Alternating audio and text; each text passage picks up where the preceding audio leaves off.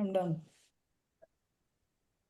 A very good evening to all the panelists and the participants who have joined us together for this session today evening. We'll start with our playing out ANEI anthem. Two things are open.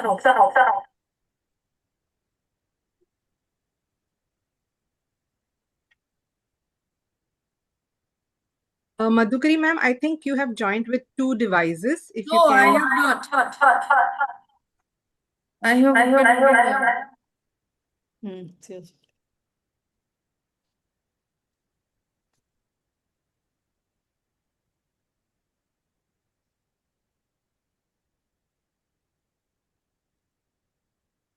We'll start with the ANEI anthem.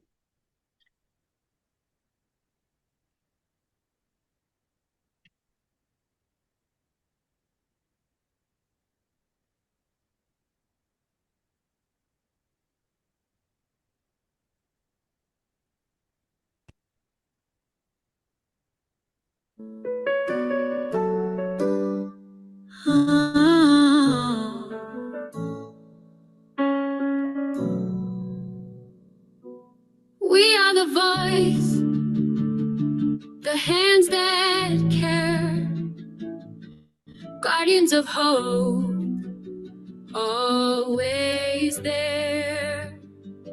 With wisdom and courage, we stand tall, answering the call, serving all.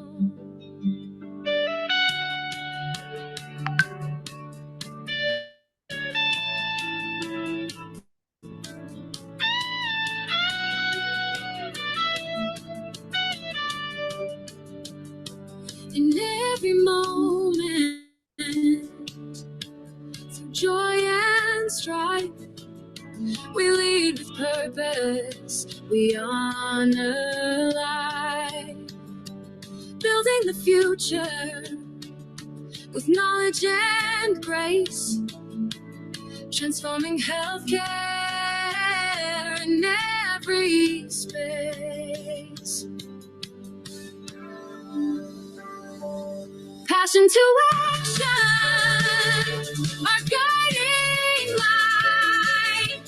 For every life, we fight the fight, upholding safety with hearts so true. We are ANEI, proud in all we do.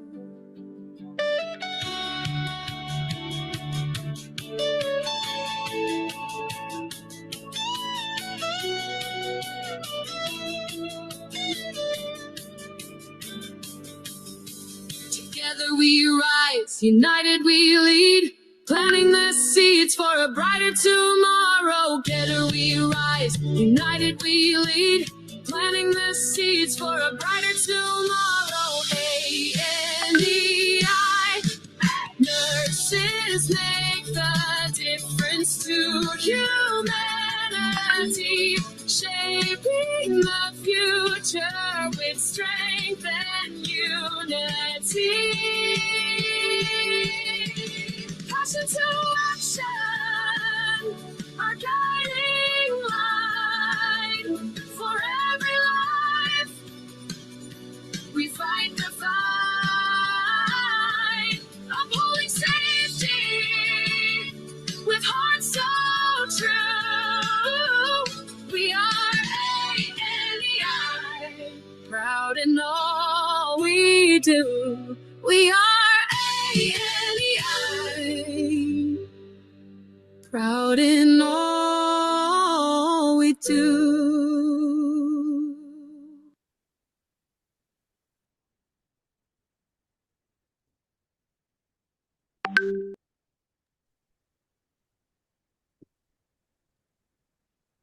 Requesting Ajita ma'am to give an introduction. Thank you, Sini. Good evening, all of you. Today we are going to discuss, we are having a panel discussion on career essentials is your job interview skills. I understand that there are a lot of students who have joined today, and whether you're a job seeker, irrespective of being a student or a new nurse or an experienced nurse, your chance of getting a job absolutely depends on how you are able to convince the person who is interviewing you, right? So you may be a very experienced nurse, very capable nurse, or just a newcomer in nursing. However, with your conversation, poise, confidence, if you are able to impress the person or persons who are interviewing you, you stand a very good chance to get selected for that interview. So today we will hear from the people who regularly do the interview as part of their job, or those who are CNOs in hospitals who are responsible for choosing a candidate from a group of job seekers. We will hear from them what are they looking for when they interview a nurse. And I'm sure this conversation will help all of you to understand what the person on the other side is looking for when they do the interview. So without much time, let me welcome Ms. Tangam Komas, who is going to be the moderator for this program. And our participants are going to be the most busiest hospital CNOs in the country. And let me read out their names. We have Dr. Falakshi Manjirekar. She is Director of Nursing at PD Hinduja Hospital in Mumbai, and she is ANEI member. We have Captain Madhukari Ray. She is Regional Director of Nursing for Apollo Multispecialty Hospitals East, and she is President of the North Zone of ANEI. We have Ms. Harita Vijayan. She is General Manager Nursing at Krishna Institute of Medical Science Hospital in Secunderabad, and she is National Treasurer-elect of ANEI. And we have Ms. Jessica D'Souza. She is Group CNO for Fortis Healthcare and is a member of ANEI. I welcome all of you for this program, and this is the starting of our series of conversations with which we will engage the nurses in our country. And that is the purpose, that our motto of reaching out to every nurse in the country. So this is just the beginning and first in the series of this engaging conversations. So over to Tangam ma'am. Thank you all. Thank you. Thank you, Captain Ajita, and thank you, Sini, for this opportunity to have 4 brilliant panelists that I can moderate. That also is a dream come true. So good evening, everyone, and a very, very warm welcome to this conversation. And I wish, when I was a young nurse, somebody did that, told me what is in stock for me when I will go for interview. I myself have interviewed thousands of nurses. I'll talk about it if I get a chance. But before that, right now, I don't interview nurses, but that memories always linger on. So the panelists have been already introduced by Captain Ajita, and all of them are my dear friends. And so today we are going to keep it very easy and very light for everyone to understand, because in an interview, we get only few minutes. So there are multiple saying first impression is the last impression is the worst impression.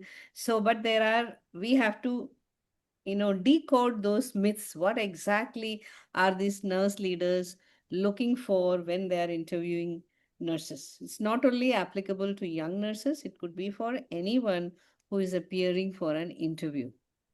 So, ladies, are we ready? Can we start? Yes. Okay. Thank you. Yes.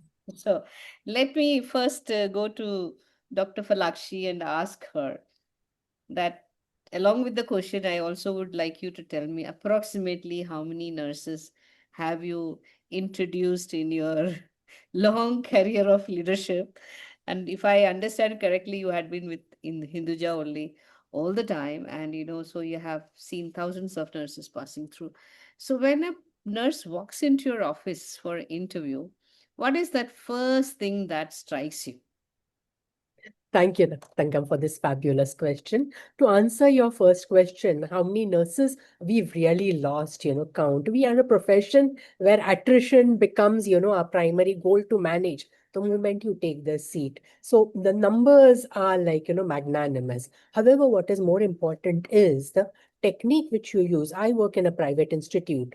We have a huge turnover. Our hospital is in a largest metro city. So obviously the turnover is generally high in cities compared to non-city areas. So when we sort of, understand this, what I have to really, keep in mind, and especially this is to all the participants who have joined in, when an individual walks in to take an interview, her selection also depends upon what the institute wants. At times, the candidate might be an excellent candidate, but if that's not what the institute wants, then obviously it sort of, does not come through. However, what does come through? Uh, Nurses who are knowledgeable, nurses who are communicative, nurses who have excellent problem solving abilities as communicated to the individual who's taking the interviews makes a long way. Because what we need to also understand is the nurses who come in for the interview could be nurses with zero experience. They have just, fresh out of the college, or they could be nurses who have ample number of experience. So if a nurse comes in with a large amount of experience, that's a totally a different cadre of interview section. But if a nurse who comes in, what we need to also understand is this nurse is coming through for the first time, and we need to give her a time and opportunity to develop.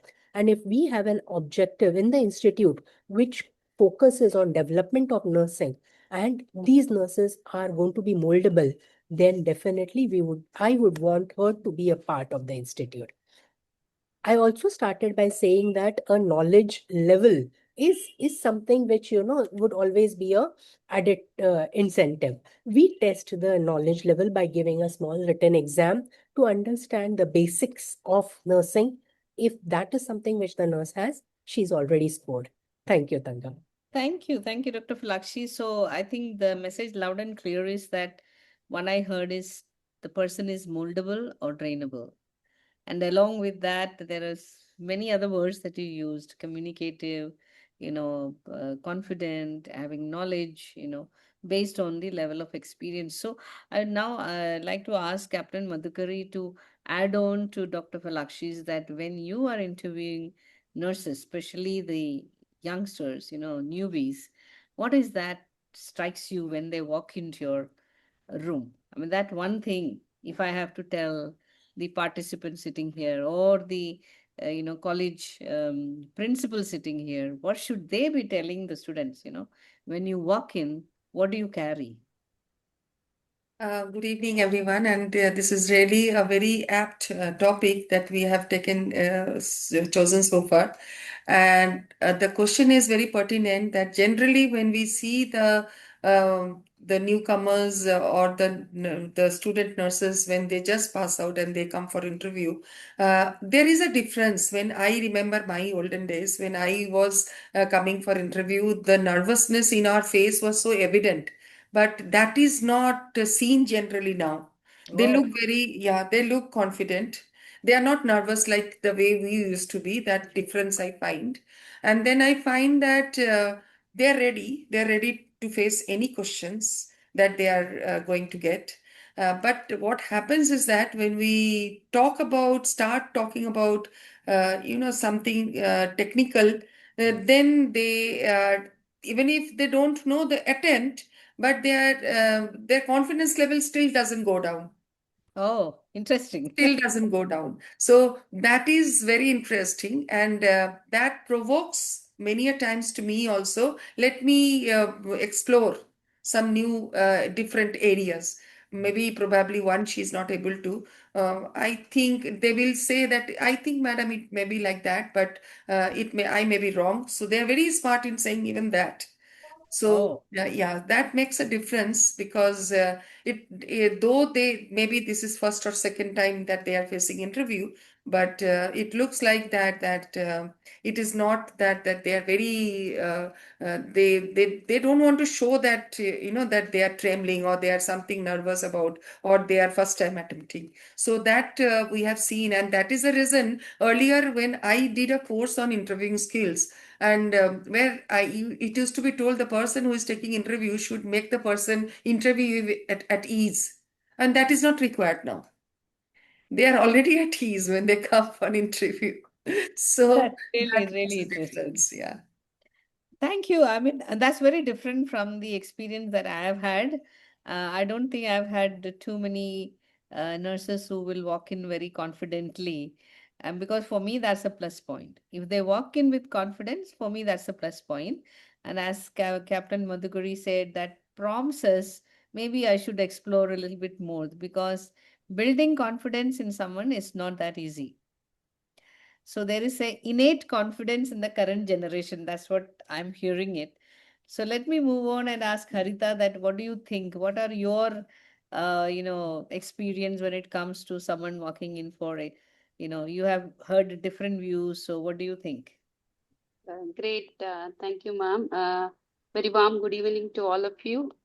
I think for me, a first thing which I always see is the confidence. So I have definitely a different opinion than what Madam Madhukari said, because I find it usually that is missing. Oh, In my case. So when I say confidence, I see the way they come in, the way they groom themselves, the dressing style, the way they sit. Okay, the way they look at or probably smile at you, or the eye contact which they maintain, the look itself, you will know that is this nurse is confident or not.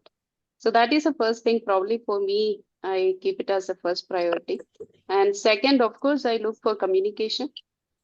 Yeah, more than verbal communication, non-verbal cues gives you a hint that is she a right person? Probably may not be having great experience, but the point is that for the freshers, we as CNOs, we look forward to have this candidate is trainable.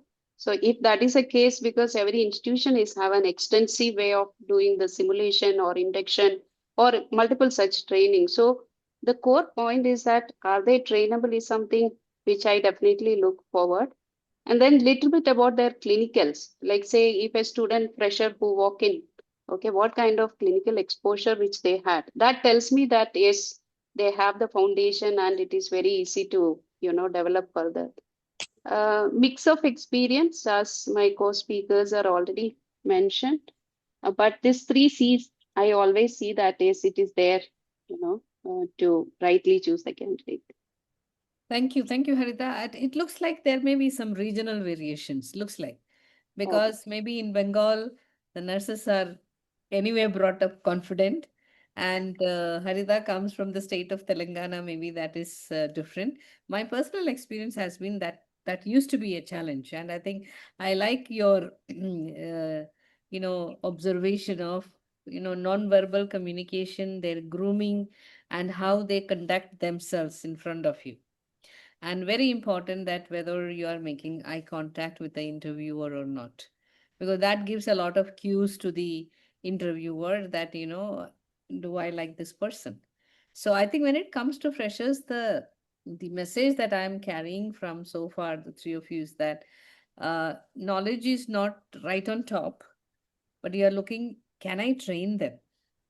Are they trainable, right? It's that message is coming loud and clear. So let me move on to Jessica and ask her. I don't think she had opportunity to interview people in North as of now.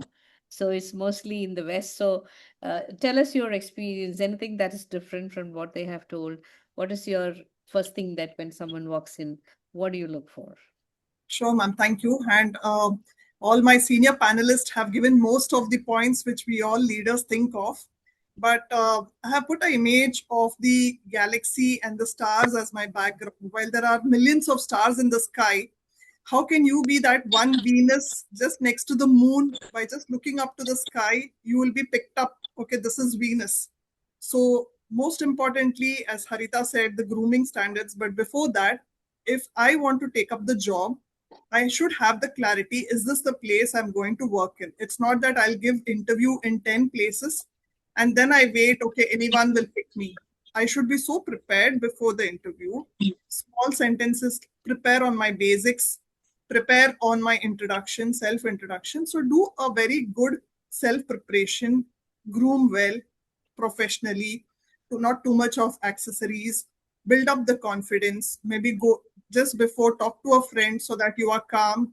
And then while if I as a leader I'm viewing the candidate, again, as most of you all said, the confidence, the grooming, and skills, of course, as Harita said, we will be able to train. There are a lot of learning modules. The hospitals are designed now to train the nurses. But that compassion, care, are you showing that you are able to provide that compassionate care? And do you have the confidence in you? And once you come in, will you be committed to the organization? That is, again, because we have so much of attrition. Almost it's like one nurse stays for a very short time, and we look up to that nurse that at least 2 years will the person be with us. So usually we also look for that committed towards the patient care and commitment towards the organization, which will make you stand out of the way compared to all the others. So having that clarity, preparation with one look, and especially when a candidate is talking to a leader, it's important to maintain that eye contact and show that confidence that, okay, I'm interested in joining here. I've not come here just to give a tick mark interview, but I have come here to be a part of the organization. That confidence is what we look into the candidates. I think the word clarity, that's something I picked up from yours, apart from what else? Clarity, commitment. I mean, the leaders are looking for whether the person has come there with a lot of clarity in their thoughts. Getting clarity at any level in life is a challenge, because I have interviewed not only fresh nurses, very experienced nurses, where I think, they lack clarity in just saying why are they there. So I think it's very important to practice that, especially for new nurses. And one of the first question that we usually ask, I hope you people are still asking, is ki, please tell me something about yourself, right? We usually ask that. So I will start with Jessica this time. I'm going the other way around. That when you ask, tell me something about yourself, you tell me what impresses you in the answer and what does not impress you. When the nurse is introducing themselves, something will impress you or something will not impress you, and you'll say, "Oh, So okay." first I will start with what will not impress me. Okay. Is telling long stories to take me around the world, to Oh. not giving me a clarity in what the answer was. So it shows how prepared. This is a very, very common question that every interviewer or every leader asks the nurse. Tell me about yourself. The first question asked by any leader. So the minute they answer and tell stories and looks like the person is not prepared, it creates the first impression that how serious the person is in the interview. Is it a real prepared answer or is it just a storyteller? So that usually takes away the whole mood of the interview off, that if it's a long story and I have not got the actual points what I'm supposed to be listening. And what feels good is a very clear, if it's an experienced nurse, very clear career, how the person has worked in different organization, and give a understanding in your short explanation, what are your strengths in that career path that you have developed. So those are two things what I don't like, or that takes away the mood of the interviewer. And what feels good is you have told your journey in a very short but nice way and created that first impression very good and spoken about your strengths. Great. Thank you. So let me bounce that question again to all others. So we would like to hear from them. When somebody is self-introducing, Harita, what is that puts you on and what is that puts you off also? Yeah, great. Something went wrong with my video, but I No hope it is worries, you're fine. looking Yeah, very pink. No problem. You're looking very pink. thank you. Okay, so I would like to talk definitely the negative point first here in this question. What don't really impress me? One is that the person whom I am interviewing doesn't have clarity about what they want to do in the future. Okay, there is no as such short-term goal or long-term goal. Okay, many a times, and even a simple question like, "Why did you choose this profession as your career?" They say, "My mother forced or father forced." There is nothing wrong as such in this answer, but the problem for me is, I doubt that is this candidate really into the game. So unless her heart is there, nursing is one of the toughest professions, so nothing more great. So this is where I pause myself, and I will have a lot of, thought process behind this particular answer. Now, what really impresses me is her self-awareness, of course, and secondly, the way she having the spirit of inquiry. I keep talking in all my discussion this, one who is very keen to understand your institution, the process. There is nothing wrong, and I always ask, would you like to ask me anything towards the end of the question? I mean, the interview. So if she asks me, "Madam, how it is going to be, what happens?" And of course, I expect the candidate to read about the organization before they come for the interview, so that they will have an idea overall how this institution function. Based upon that, of course, she can ask about institution, she can ask about the career growth. So these two things put me I very think with high regard. brilliant addition, Harita, that because this is taught in to MBA and IAMs to say that when you go for an interview, you go and read everything about the organization and try to go and look at the LinkedIn profile of the person who is expected to interview you. So current generation is so tech savvy, they know everything. So I think it is high time that they should assert themselves and say, "I'm going to this hospital. Let me find out about this hospital and who is the nursing head there." I'm very sure all of you will be super duper impressed if they say that, "Yes, ma'am, I read about you. I am so lucky to be meeting you." How will you feel, Captain Madhukari? If someone comes and, you know, tells during the introduction itself that, "I'm so delighted to be working with you, Captain Badukuri, because I read your LinkedIn profile. It's so impressive." It doesn't matter how much they read. But if I'm in your place, I will be super impressed. I'll say, "Oh, she went to my LinkedIn profile. Smart girl." Huh? So what do you think, Madhukari? Unmute yourself, please.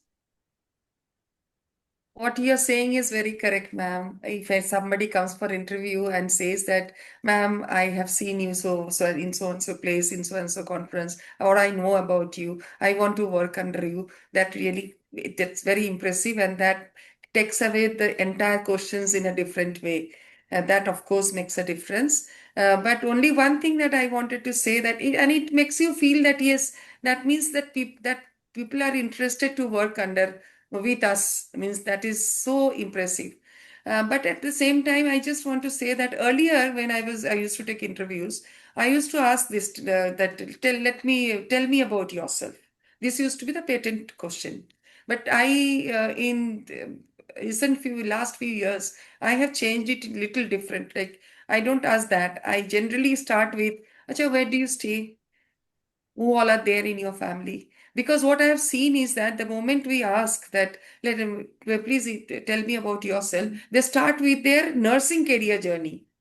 They don't talk about their academics, they don't talk about their like with schooling and everything. So generally it starts from nursing, but that is not everything. That it should start with from which school, which background she's coming, and like which family, what is the size of the family, what parents are doing. So that makes a difference in the with the way they have been brought up. So that even as an interviewer, even my impression to that candidate also will become different. So then I ask pertinent questions like this, straight questions, direct questions that where from you're coming, where do you stay, now where you're staying, are you staying alone, you're staying with someone, if that person is coming from outskirts of Calcutta. So these are the questions I ask, and then I come try to understand that which type of mindset she's in, so that that also matters, because whether she is peacefully staying, she's okay, happily staying there wherever she's staying, or then it makes me feel that okay, to make her easy, I can always give her an option that would you like to stay in hostel? We have hostel like that. So we have all these facilities for you. So this makes a person easy. So so that the questions pattern I changed, and I feel I get to know about that person much more better way than giving them a chance talking about, let me know about you. Okay, that is another perspective. So, Dr. Falakshi, what would you like to add to that, all the discussion? Absolutely. Now, this has been a favorite question of mine too. However, what over a period, happens is you need to get a little bit nurse-centric. And I stopped asking this question in this way. What I have started doing is I have started asking this question in terms of the candidate letting me know a little bit about her professional self. So my questions commonly are, what can you do as a nurse? Give me an example of a nursing practice during your students, which you are very proud of. This helps me to understand her professional likes and dislikes. This helps me to understand what are her abilities. This also happens to let me know, has she got an inquisitive mind? So sometimes I'm meaning some wonderful stories are, told. As students, they may not get appreciated, but when they get an opportunity to share that story, it goes a long way. And that becomes a turning point, because then I come to a conclusion that if this nurse is so good in terms of her ability, then she should definitely have a career with us. Fantastic. So, four leaders, they have given their four perspectives. Nothing is right and nothing is wrong. It's the way that you have developed, interviewing. So, all the people sitting here, the young students, and also the, principals who are here, is that you kind of have to prepare your students all round. You cannot choose the interviewer, so you should also know how to present yourself. If they ask that tell us something about yourself. So can I give a tip, because I worked on a framework not for new nurses. It's actually for mid-level leaders. When I do the training, I call it as a powerful introduction framework. Powerful introduction framework. I call it PRAR. Abhi, it's in my name. I created it myself. So it is purpose, role, actions, and then results. So when you want to tell somebody quickly that who am I, so you can tell the name last. You can always powerfully, this is called the elevator pitch. Many people, they say you'll get 30 seconds to talk about yourself. So forget 30 second, maybe 1 minute, 2 minute. But it's a thing that you can keep in mind in case somebody is going to ask me, tell me about yourself. How am I going to showcase all that? Because Jessica told, no, I don't like somebody going round and round telling me story, because come to the point, right? Because they're very busy people. So interview should go very quickly, and you get only limited time to impress the person. You might turn out to be fantastic after you join. You may turn out to be not so fantastic after you join also, but interview is the only window you got to impress the interviewers. So whether the question is personal, like Dr. Captain Madhukari said, she'll ask where you stay. So in all this, the underlying thing is ability to communicate when a question is being asked. Different questions when they come, whether you can answer it sincerely in a decent English, right? And if you are stuck, if somebody is asking you, where are you coming from, where do you stay, then you go, "Tu, ta, tu, tu," then it becomes a little bit of a issue, right? All of you will have that problem. So whether it is asking about to tell about yourself, or asking about, I like the question that Dr. Falakshi said, tell me about a practice that you really loved during your nursing time.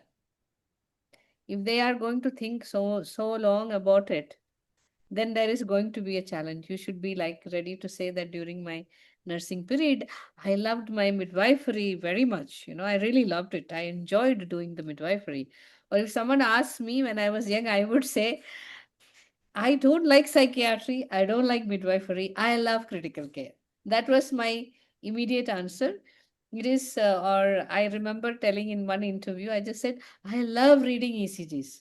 And with that one answer, the doctor, it was a foreign interview. He just showed me one ECG strip. It was VTAC and AFib. I just said, I identified. No further question. He just wrote there selected. I said, just reading two strips, he's impressed, you know. So it all depends on the interviewer, right?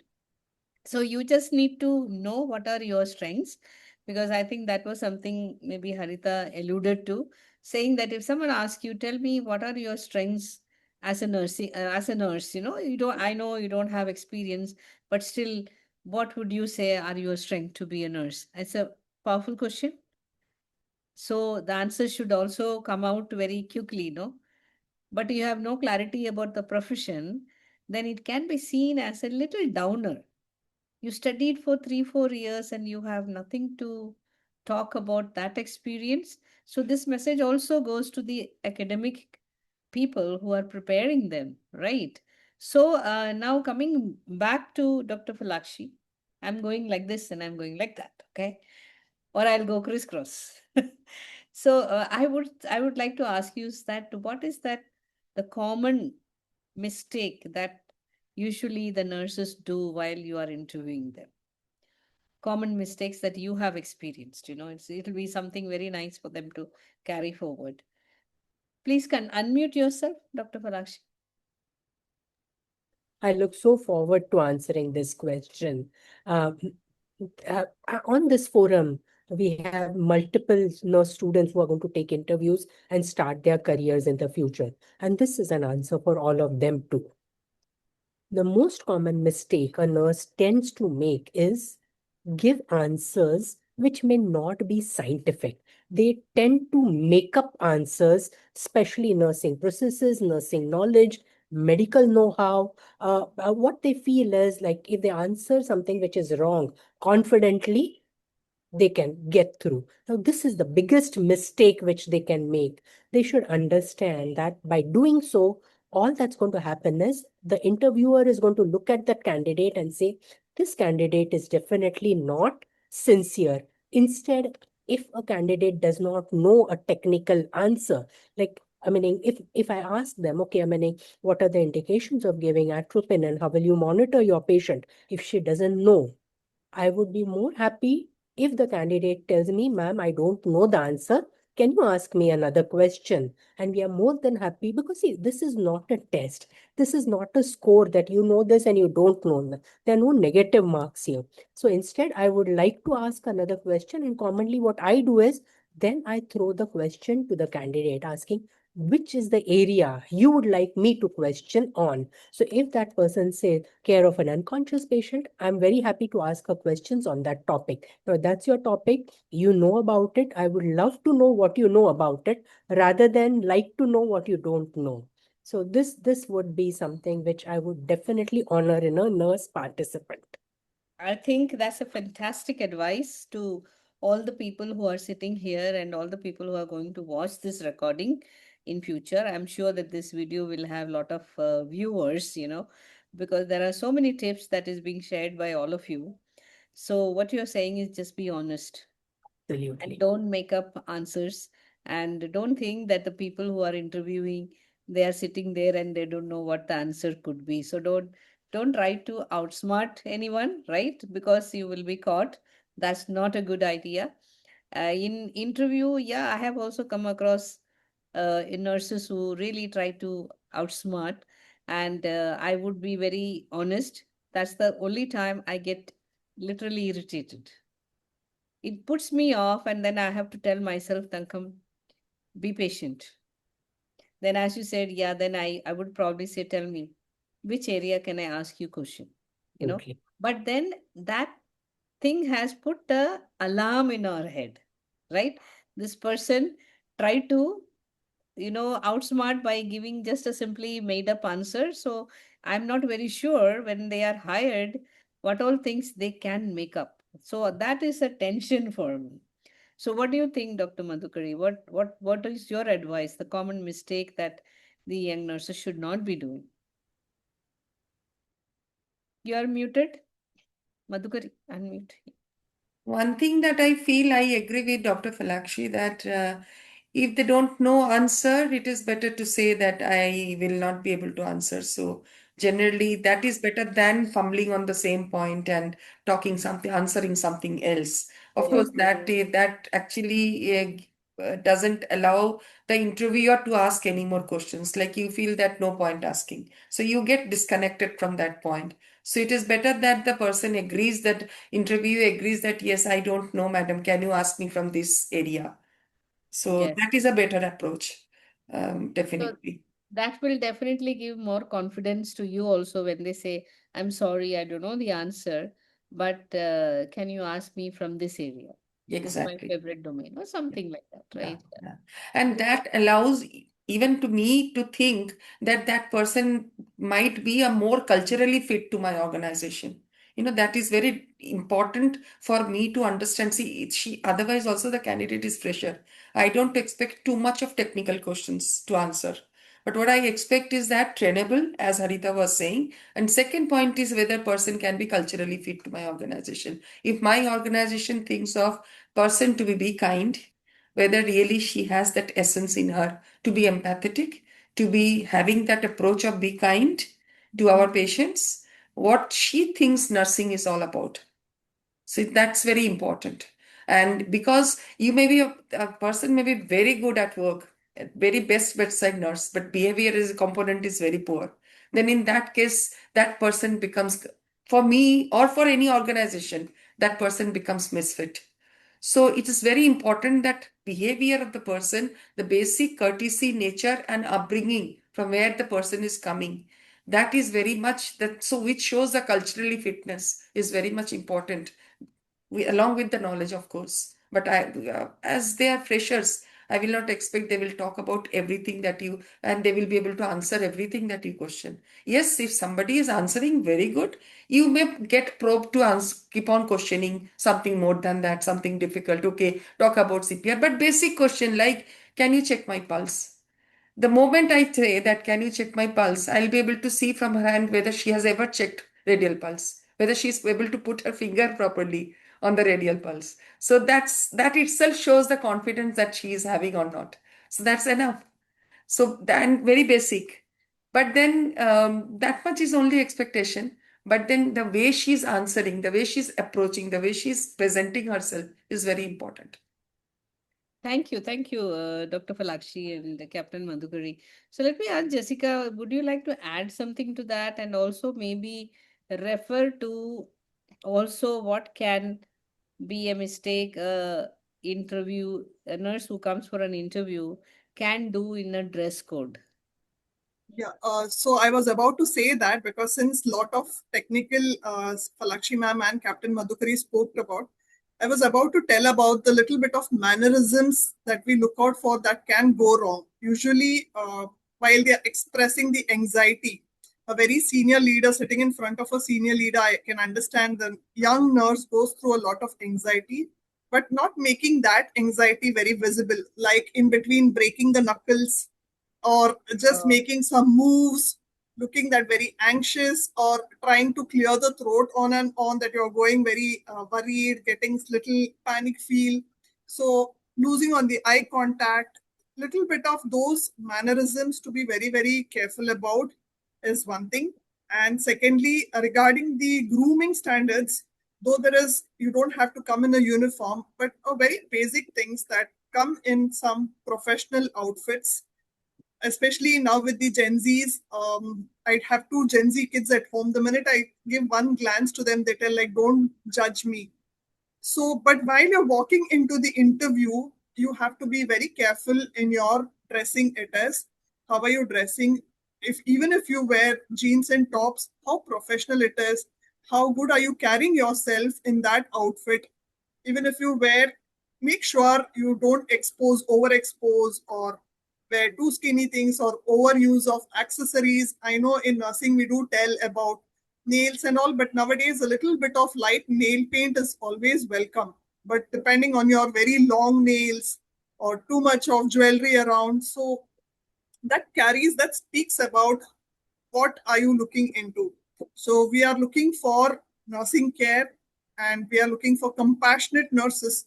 So your whole grooming standards speaks about your care towards the patients. Of course, sometimes we get a little biased over here, even when it is like male candidates coming in a shabby, unshaven state, or the hair being missed out where hair is not being trimmed. These are nowadays, especially when male nurses, we try to tell, please come clean shaved, neat shaved.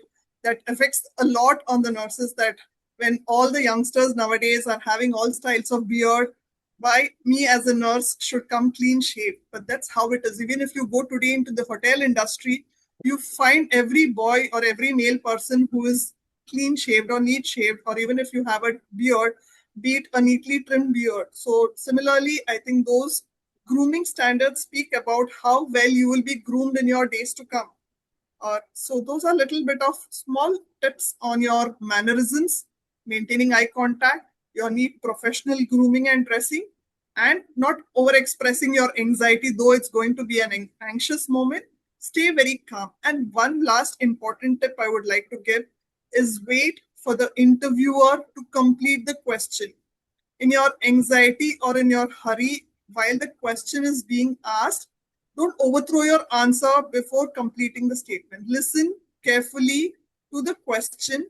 If you are not clear, ask to please, would you please repeat the question, or pardon me, put some sentences so that it's giving you some time to think about the answer and then give your response. Don't be in a hurry to complete the interview. Allow the interviewer to complete the interview and you don't decide on completing the interview. So go on a very slow pace, allowing the interview to complete the question, which is a very, very important point to be noted. Fantastic. So Jessica is telling that, allow the interviewer to complete the question, and how you come groomed to the interview carries a lot of weightage. I think all of us are aware that when you are in a hospital, what is the expectation around grooming? I'm very sure all the colleges, they explain. So it's also important when you reach the interview that you are groomed appropriately, telling that I'm serious about this profession and I'm serious about this. So Jessica used the word care. Care, if you look up the dictionary, it also means giving serious thought. Care enough. That means you care enough to be a nurse. You care enough for the interview. So you will do things seriously, knowing that I have to go there well groomed. So Harita, what would you like to add to that? What is that common mistake Yeah. that interviewees can do? Yeah, there are two points from my side. One is that, any nurse who comes, irrespective of experience, seniority, when they come for an interview, I'm very sure that they will know a bit about the field which they are going to join. But what about, many a times we see the overall general knowledge which is missing. Okay, what is happening in India? What is happening overall in the world? Look at the war which is asked. It may not be the part of, your hardcore nursing interview, but I feel as a nurse, it is equally important to have an overall idea about, the society, what is happening around, because that tells that, how much she actually work on to her knowledge, and also preparing herself to adapt all the changes which are going to happen. The second important point for me, I would like to tell all the participants here is, be truthful. Okay, when an interview question is posed as a fresher or as a with an experience, okay, at times we start talking about previous institution, start talking about wherever you had the clinical exposure. If you don't talk the truth over there, so it is very easy for the interviewer to know that, yes, you are creating a story. So that itself is going to, be a very big problem of truthfulness, right? How much ever knowledge you carry or whatever grade you are, if that first essence is missing, then it is a great problem. I think I have these 2 points to everybody. One is that not only your field, understand all around what is happening. Second is that be very sincere and truthful. Openly tell, yes, I doesn't know. I did not work for last 2 years. However, I am willing to do so. So that's all. Thank you. Thanks, Harita. So that kind of makes me ask a question that I did not plan. When I used to interview nurses many years ago, all the CVs used to look the same. They will put all the equipments in the hospital in one list. I'm familiar with all this. It definitely used to irritate me when I see that list. So I'll tell them that you have handled all these machines. They'll say, yes, yes, I have handled. I said, okay, I will take one, or I'll say, okay, you pick one machine from here. Then she will say, okay, this one. And I will ask one question. Then I will have to tell her, "Ki, my dear, if you answer like this, I'll never take you. So now forget about the CV. Now you tell me, what is that you have really experienced? So let me ask you a question. So I want to ask, I start with Harita and say, ki, how does the CV look nowadays? Does it play a role in your interview? Yes, ma'am. But I think I also have the mixed experience. Okay. Okay. At times it looked very genuine. At times, as you said, whatever possible equipment, whatever possible surgery will be listed in the CV. So then the moment you pick up one and ask, so there itself, previously I was talking about truthfulness, right? So that's a big challenge and question. And even if there is a requirement, you are considering that profile, however, that moment, will remain as long as you are going to associate with that particular person. I totally So agree. I totally agree. Hmm. yeah, so therefore, being very transparent, truthful is the best to happen. So that has to be the foundation, I would say, for everybody who is, aiming to attend an interview soon or later. I think CV plus that goes for all fresh as well as experienced nurses. genius. What do you Yes. put it in your CV? Something that you can justify only should be there. Your certificates, okay, all those things are all right, but when you're writing a CV, you should write that you can justify yourself. So it's okay to not to write too texty CV, have a skeletal CV, but writing who you are. If someone tells that, my goal is to work in a great hospital to learn great things and probably move on to Middle East after 2 years, I'll be more than happy to read that. To say, okay, this person has got clarity what she or he wants to do. So let me ask Jessica, what do you think about the role of CV? Does play an important role. I'm a little concerned with so much of Chat GPT, Copilot, and Gemini and everything. It's become much tech savvy that you just feed in and you get some answers. That is again a help. There is a boon and a bane into it. It can give you good pointers. While it gives a good pointers, it should not be that just copy pasted from somewhere that you have just put that I am a nurse, I'm going for an interview, kindly help me prepare a CV. Then they still, you just get points and you paste onto it, but you really have not read it. It doesn't match to what you have done. So while you use technology, it is important you put the right things as per what is your role, what is your objective for the job, and what is the role that you have performed. And just don't do it for the sake of it, and keep the CV as brief as possible so that the interviewer reads it with one glance and understands you as a person. I always believe, for me, I believe in a one page CV, not having 4 or 5 pages of all my stories, a very brief of it by one look and one glance on the headers. I know what type of person this is. Was it a copy pasted one or is it a genuine one? So that does give a lot of impression to you as well. Great. I think a very, very good advice to all the current tech savvy people that, be responsible when you use any technology because you can get very easily caught. The experienced leaders who are sitting there, they have seen so many CVs and they can just glance at it and they will know that whether this is your real CV or it is just a CV. That's it. So all the technology in our hand, we should be responsible for using it. Cannot be something that you put one liner and then take it away and then you are not able to justify. So moving on to Captain Madhukari, please tell us about the CV and its importance. I saw one question in the chat box Durga Vedya has given, and that it is resume versus CV. So yeah, both have different meaning. Resume talks about it is a brief summary about the candidate, but CV talks about the detailed one. Definitely, yes, CV is important because CV talks about entire all, like not only the training, the previous academic experience. It talks about what certifications have been done and everything. It talks about everything of a candidate, entire journey. But resume is the short summary of it. So when we take interview, it is better to have a CV than having a resume. So which actually gives a very good clue about the candidate, and that will help us. And it is important for the interviewer also, that we go through the CV before. Most of the time it should be like that we should go through the CV before we call the candidate for interview.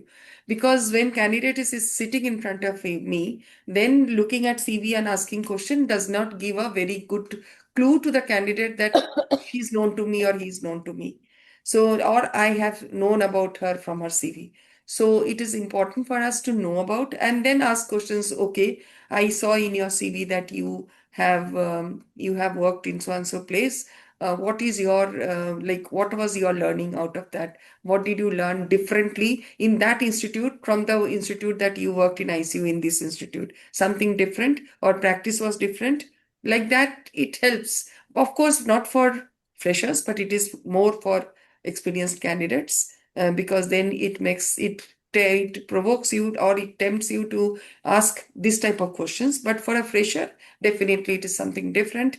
It is just a simple CV, which will have lot of, as Jessica said, that lot of flowery languages, which will come from Gemini and ChatGPT and all.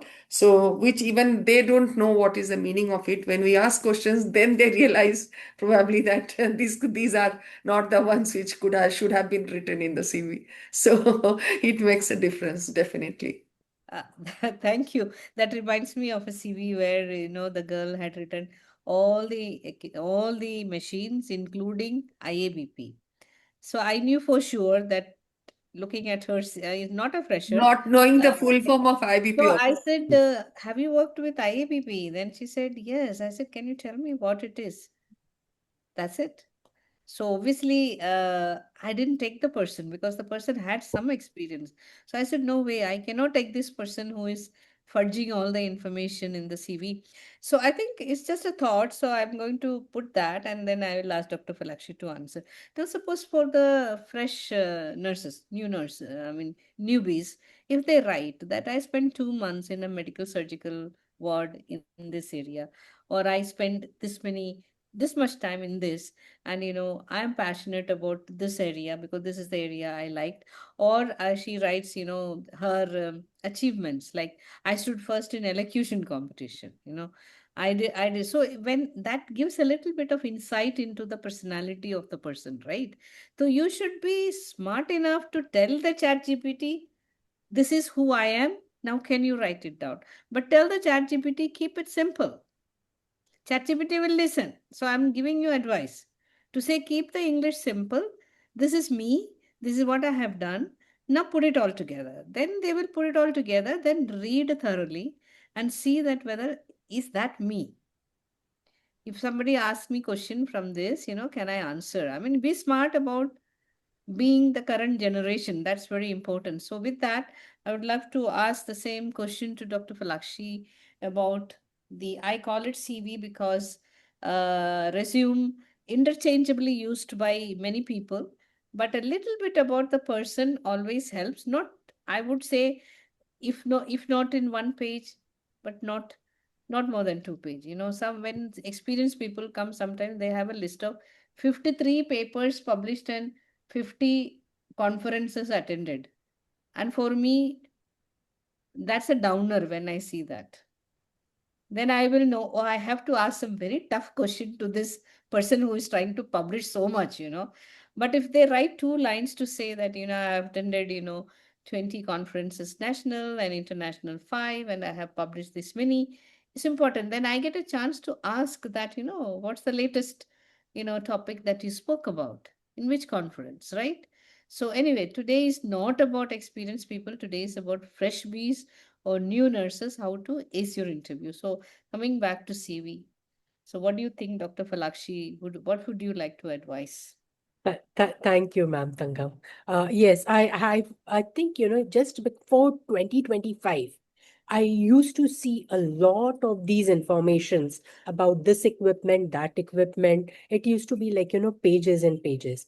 Now, for the past, I think 1 year, mid 25 to 26, I can see a large amount of information which is shared on a single paper with a very brief level of inputs. It's quite nice because most of it is in color. It also shows a pictorial representation and just 4 to 5 skills, 4 to 5 achievements. It sort of comes very compact. What is also happening is now we've moved from paper to paperless. So our entire interviewing pattern is basically a e-pattern. So we see everything on the screen. Our inputs are on the screen and it continues further till the candidate joins in. So as a result, this becomes extremely nice. Also, 90% of our candidates are sourced through hiring agencies.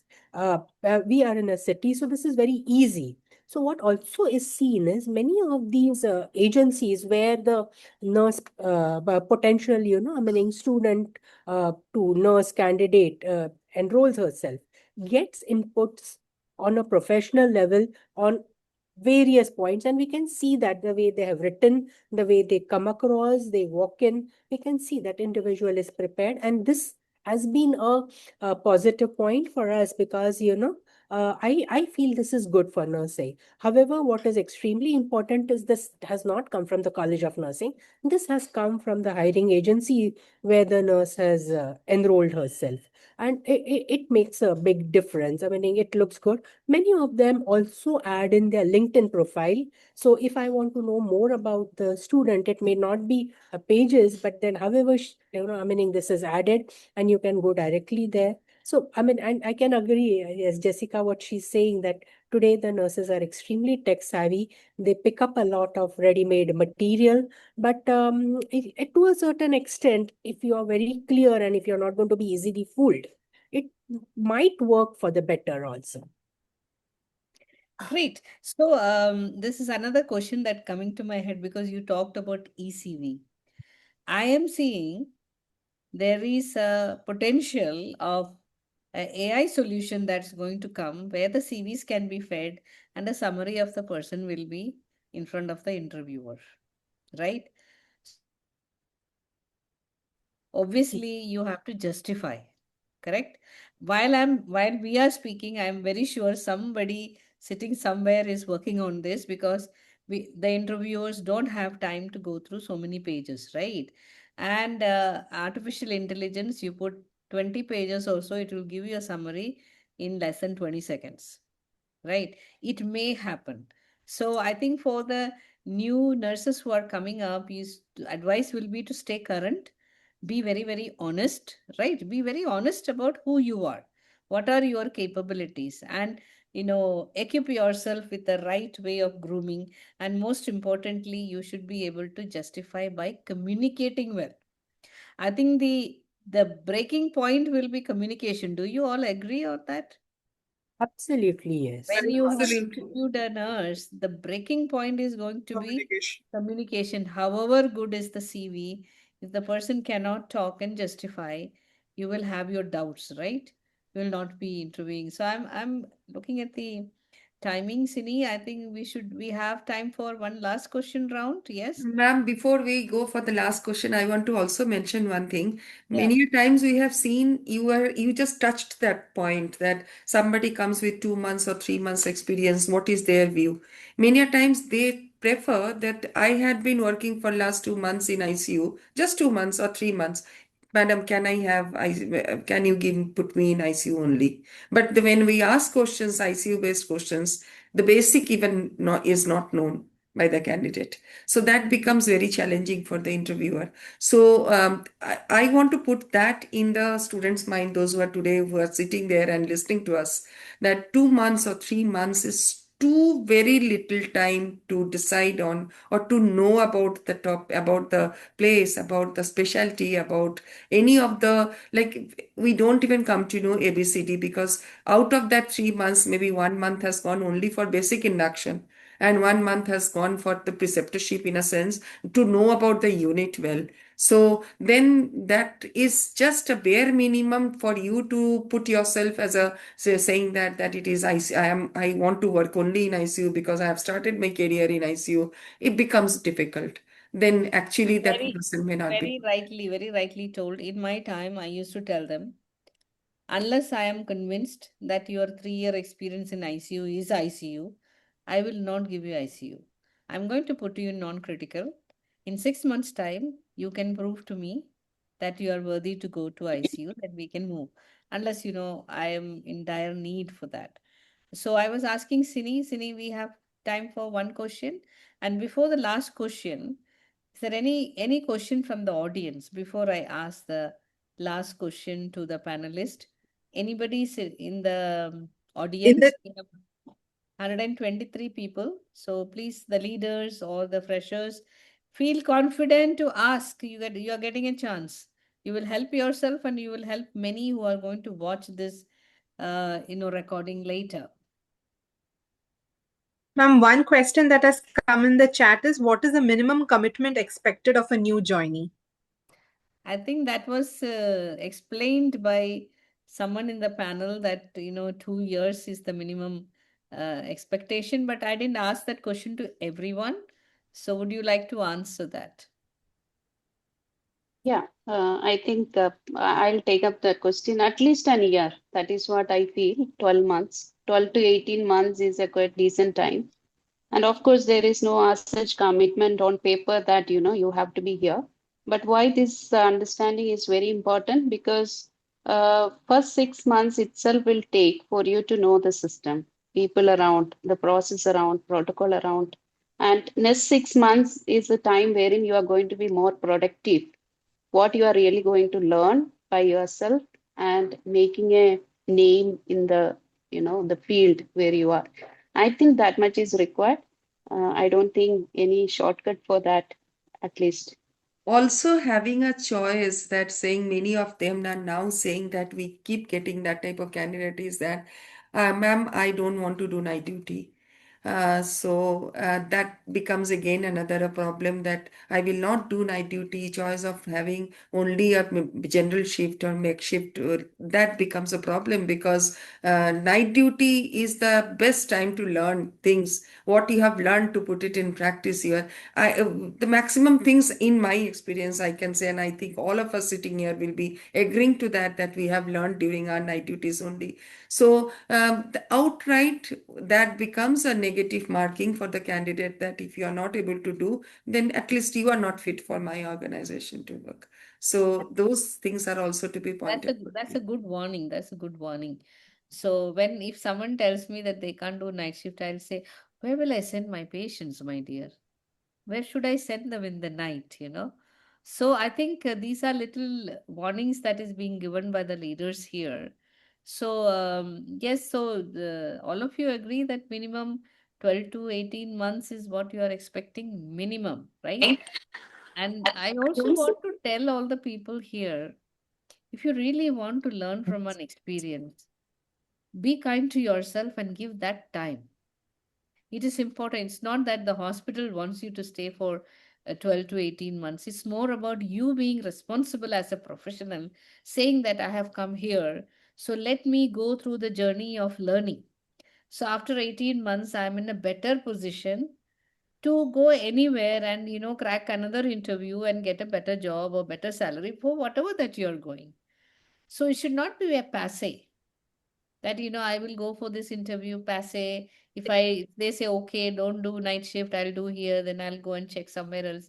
That shows there is no depth in the professional aspiration or the professionalism that you carry. So I'm just adding to what they have told. Any other question? Yeah, Dolly asked one question. What does a novice or advanced beginner nurse expects while arriving to an organization for an interview? Okay, will someone like to answer that? People sitting here are not novice, not advanced beginner. So a little bit everybody is telling that, they want to go away fast. They don't want to do night shift. They want only ICU. So this is what they are experiencing as interviewer. So anyone in the panel here, in the participants, any young nurse, would you like to share that what is that you expect from the leaders when you go for interview as a fresh nurse? It will be very, very interesting to hear. Please. I will give you a virtual 5-star if you answer that question. I'll give you virtual 5-star. Okay. Go ahead. Somebody started talking. Go ahead. Go ahead. This is your testing time. You become very famous today if you answer this question. You already know what you want from the leaders. Hello? All young nurses out there, please. Can you come or unmute yourself and then talk? Make us all very happy today that you asked a question or you answered the question. Hello? We are waiting. Are there no fresh nurses in the group? The names I recognize, they are all experienced people. So, ma'am, Dolly this side, at minute. Yeah, yeah. Ma'am, hello, good evening, all the leaders. Yes. So as I asked this question, why? Because I could remember when I was working with Abanti Gopan ma'am. Everybody knows her. She's a great leader, nursing leader in India. So she always used to say, when a novice or advanced beginner is coming for an interview, as a leader, you have to make sure you should not make the person to wait for a long period of time. You are showing that you are very and extremely busy. You are not giving any attention, or you are not allocating someone who will explain why. Maybe the CNO or the nursing superintendent need a little bit of time. That's why you are waiting. If you think that you need to make them to fill forms or an employment forms or anything, then you have to beforehand, you have to give them when they are waiting, and make sure that you conduct the interview timely. And if they are waiting for a long time because you stuck up for a meeting or something, make sure that you provide some drinks or tea and coffee for them. So these small gesture will make them confident that yes, the organization takes care right from the beginning. That will be there in their mind. And they also will have a positive attitude for joining to your Fantastic, organization. fantastic. So I am going to answer on behalf of new nurse. A new nurse is telling, don't make me wait unnecessarily for too long. Yes, And yes, be clear, what do you want from me? And this is normal expectation from Gen Z. They get put off very quickly. So they are saying, don't make me wait. If you make me wait, you make good use of the time. And if there is delay, inform me. I think it's a yes, simple expectation from our patients also, no? No, but what yes, happens, madam? It happens at times. At times, it happens that you may be stuck up in a meeting and people have come for interview. yes, Your office is telling you that, madams, with you have two candidates to take interview. But it is very important for us how we take care. Maybe we are not able to in a position to take interview at that time. What Dolly said is very correct.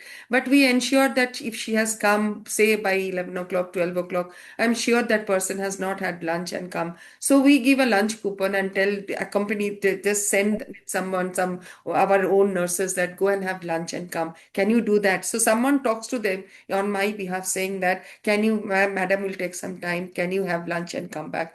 By then she'll be back for interview. So that makes a lot of difference. That makes a lot of difference. And we should do that. You are muted, ma'am. You are muted. I said, thank you, Dolly, for pitching in and telling that perspective on behalf of the nurses who are coming for interview. So it's already 8 thank you, finished. ma'am. I just have one last question to all of you. What makes a candidate unforgettable for you positively? Because there are negatively unforgettable in candidates, they come in. I don't want to hear about that. But what is that makes a candidate who comes to you for interview unforgettable? Just a quick answer. So we'll start with Dr. Falakshi. I would look forward to sincerity and transparency. Great. Sincerity and transparency. Yes, Captain Madhukari. Timely attending them and not make them have fear during interview.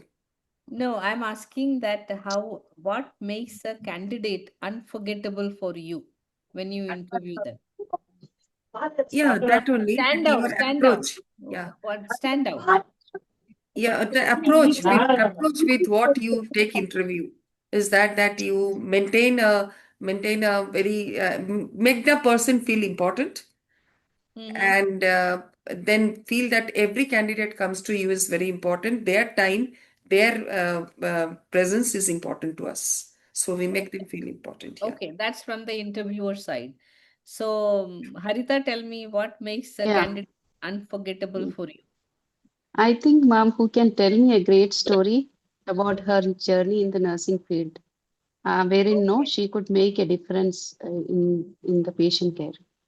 So it's again coming back to communication, right? Someone who could communicate her experience like naturally, you will definitely will not forget, If you ask a question, tell me something that you experienced during your nursing, and that person is able to communicate to you through real experience, that that person is unforgettable for you. I think I tend to agree with you because it all depends on how the person communicates. I remember a nurse who came to my interview, very smart. He's a male nurse, and he failed the written exam. Okay. But the HR told, looks like a smart boy, ma'am, ek bar dekh lo. I said, okay, sent. Smart boy and very confident in communication. Then I said, look, my dear, you failed the exam. Then I said, you are just a fresh nurse. So tell me, why should I take you? This was one of my favorite question. I used to ask them that you please tell me, why should I take you? Because it's a marketing question. You have to sell yourself. So that boy said, ki ma'am, I can only get experience in good hospitals and good leadership. And I think this is the place under you I can learn and I can shine. Unforgettable, right?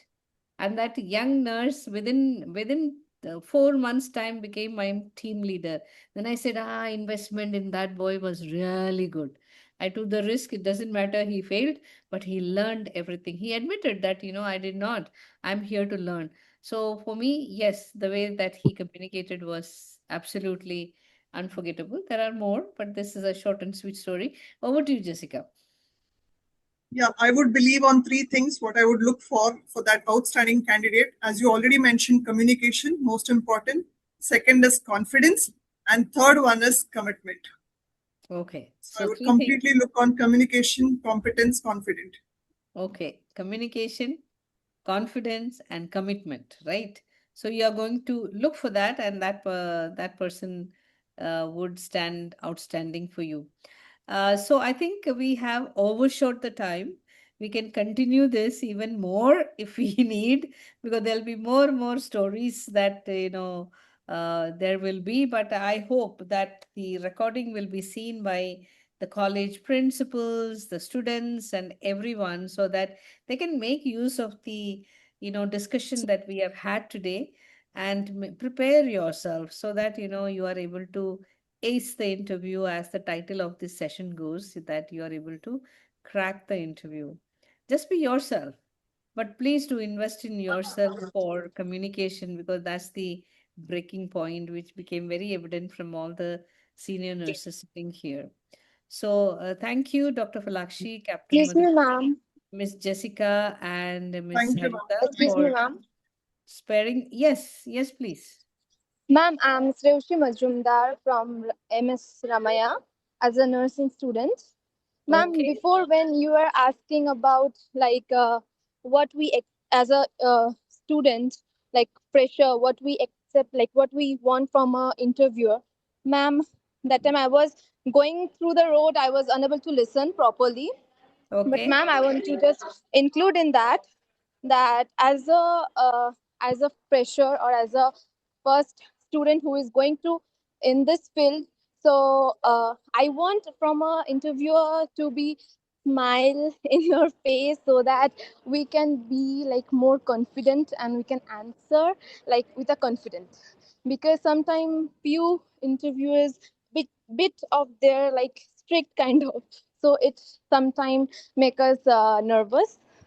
But we just want like if a interviewer is front of us, we want like a sweet smile from their side so that we can like be more confident in this, like before answering or something like that. Great, great. Shreyoshi Thank you Majumdar, so I much. will tell Dr. Sonali to give you a 5-star on my behalf. I will pay her for the 5-star later. Okay, I think that's a fantastic feedback that the Thank you, ma'am. interviewer should be kind and having a smile. Maybe, yes, it's correct. Interviewer can be very intimidating. The best of interviewees can fail because the interviewer is intimidating. I think that's a very valid point. Point totally taken, Miss Majumdar, and it is getting Thank recorded. you. Whoever is going to watch, the interviewer also will know they have to smile when they Thank you, actually ma'am. sit in the interviewing table. Okay, great. Thank you so much. That was the highlight for this session. I'm happy that at least one person came back and interacted with us. So that's really, really great. So thank you to all the panelists, and thanks, Sini, for organizing this. And this is getting recorded. We'll Thank upload you, it ma'am. on the YouTube channel of ANEI, and it will be available for all to watch. And that's it. So before we wrap up, Captain Ajita, you have something to say, and then we say bye-bye. I would like to thank all the panelists and Sangamam for a very interactive, useful, insightful conversation. I'm sure all the people who have been listening to us and who will be listening to us, listening to our recorded version, will be benefited from this. Just wanted to say a concluding thing to the people who are listening to this is that there are some red rules whereby you can risk your job, and all of the nurse employment speakers should know this. And that is, one is falsification of your experience, documents, education status. And sometimes we, however experienced we are not able to identify that. And these records will be verified by the organization, if not immediately, sometime later in life. One of the most painful experience in my life was to part with the nurses who had been working with me for 3-4 years, and with best performance, commitment to the patient, but they were caught in employment verification. I tell you, they have changed their date of joining in a document to show that the experience was longer than what it actually was, or the experience certificate itself was falsified, or you give 50 rupees, you can get any hospital's experience certificate. So nurses are, however intelligent they are, sometimes I feel that they fall prey to the wrong promises by employment agents, and I don't know what are their other compulsions to falsify their records. So if you do not have ethics, if you do not have integrity, you have no place in nursing. Let me tell you that. I'm using a little more harsh words than the panelists, because I was not in the panel anyways. But why I'm saying this is very, very important. If you ask me what is that one thing which I look in a candidate, is integrity. Okay, that has it all. That you will not falsify anything while at work. And if you falsify your degree, if you falsify your experience, and whatever you claim for, how can I trust you? Okay, so we all nurse leaders are responsible for whatever the nurses do, or the outcome of whatever they do. We are answerable, accountable to the patient, to the management, to the public at large. Hence, integrity is one thing which I personally look in everybody, not only the nurses, every employee. And if something proves the other way around, you stand a risk for losing your job even if you have cleared the interview. Okay, and there is no compromise on this. I don't think any one of us compromise that. So I'm sure there might be some principals listening to this. So one quality you should inculcate in the nursing students is this, that under no circumstance you will lie. You will lie about a patient or patient care, and this is something we look forward. Come what may, nobody is going to kill you or slash your throat, not at all. So have the guts to face the truth and say the truth. And I'm sure I have even not terminated nurses who were part of such serious errors where patient died. The organization stood with me because they said the truth. So, there is nothing which can be traded for integrity. So that is what I wanted to tell all those people who are listening to us, and that stands for all the qualities what we were talking today. Thank you for a very wonderful conversation, and back to Tangam ma'am. Thank you, Ajita, that you told that very, very seriously, which was alluded by all the panelists here, that honesty, transparency, and you did not mince any words. And I think that is the crux of the thing, because I have also come across people who have falsified documents, and for that I did not have any patience. For that, for sure, there was no patience, because this is a willful commitment of a crime. So there is no excuse for that, so you should stay away from such advices. So that is a very serious takeaway. Neither should you do that before joining, not after joining. So that is all very important. But today is more about interview. So let's close. And thank you once again to all the panelists for such a wonderful discussion. And there's a lot of little tips and takeaways given to all of them. And do let us know in case you want to discuss about something else.